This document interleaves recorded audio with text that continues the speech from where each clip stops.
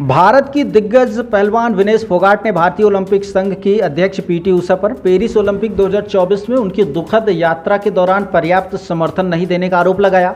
Vinesh Olympic खेलों में कुश्ती के फाइनल के लिए क्वालिफाई करने वाली पहली भारतीय महिला बनी थी। 30 साल के महिला पहलवान ने 50 किलोग्राम फ्री स्टाइल वर्ग के फाइनल के लिए क्वालिफाई करने के बाद कम से कम रजत पदक पक्का कर लिया था। हालांकि उनकी इस यात्रा का दुखद समापन हुआ क्योंकि उनका वजन 100 ग्राम अधिक पाया गया और फाइनल से पहले उन्हें डिस्क्वालीफाई कर दिया गया।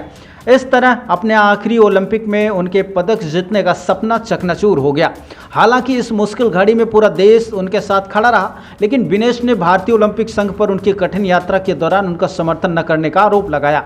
विनेश ने पीटी उषा पर उनके साथ सिर्फ तस्वीरें क्लिक करने और कोई मदद नहीं करने का आरोप लगाया।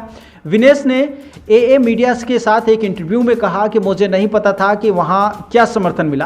पीटी उषा मैडम ने अस्पताल में मुझसे मुलाकात की, एक फ़ोटो क्लिक की गई। जैसा कि आपने कहा कि राजनीति में बंद दरवाजों के पीछे बहुत कुछ होता है, इसी तरह वहाँ भी राजनीति हुई, इसलिए मेरा दिल टूट गया। वरना काफ़ी लोग कह रहे थे कि कुश्ती मत छोड़ो, मुझे क्योंकि इसे जारी रखना चाहिए और ये मेरा एक स्वप्न है।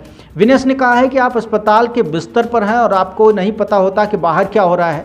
आप अपने जीवन के सबसे बुरे दौर से गुजर रहे हैं और उस जगह पर बस सभी को दिखाने के लिए ये करना पड़ रहा है कि वो मेरे साथ खड़े हैं। आप बिना बताए फ़ोटो खींचते हो, फिर सोशल मीडिया पे डाल के बोल रहे हो कि हम साथ खड़े हैं। आप इस तरह समर्थन दिखाएंगे तो शायद इसका उल्टा परिणाम ही सामने आएगा।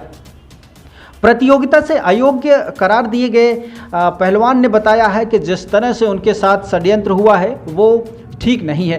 पदक जीतने के लिए खेल पंचायत न्यायालय CAS में अपनी अयोग्यता के खिलाफ अपील भी की थी उन्होंने। हालांकि एक हफ्ते की सुनवाई के बाद CAS का फैसला भी उनके पक्ष में नहीं आया और उन्हें पेरिस से खाली हाथ लौटना पड़ा।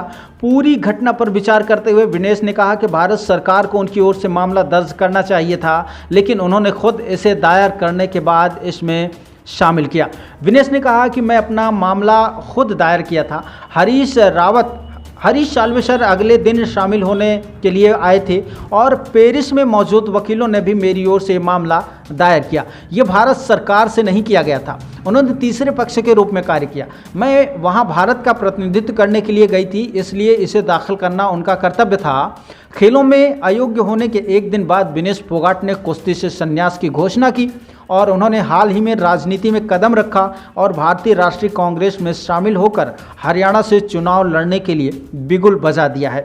कुल मिलाकर देखना यह है कि राजनीति की उठापटक के दौरान पहलवान विनेश फोगाट क्या राजनीति में सफल हो पाती हैं या फिर कुश्ती में वापस उन्हें अपना कदम लौटाना पड़ेगा।